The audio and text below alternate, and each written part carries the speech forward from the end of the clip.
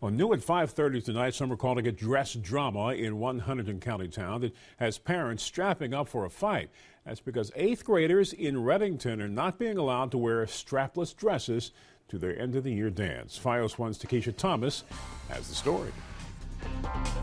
It's a policy that is actually on the books, one that prohibits students in the Redington School District from wearing strapless tops. A policy that is also being extended to the middle school's upcoming annual dance. Some parents calling it a violation of civil liberties. I think we're spending too much time focusing on the little things in life, and that's ridiculous. Superintendent of Schools Barbara Sargent would not speak on camera, but says the Redington Middle School principal felt the dresses would be too much of a distraction to male counterparts.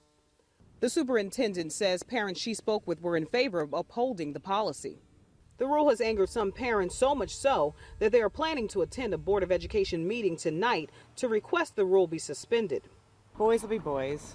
It's a dance. They're nervous. They get dressed up. It's a really nice semi-formal occasion, and they're much more mature, I think, and they can handle it better than they're getting credit for.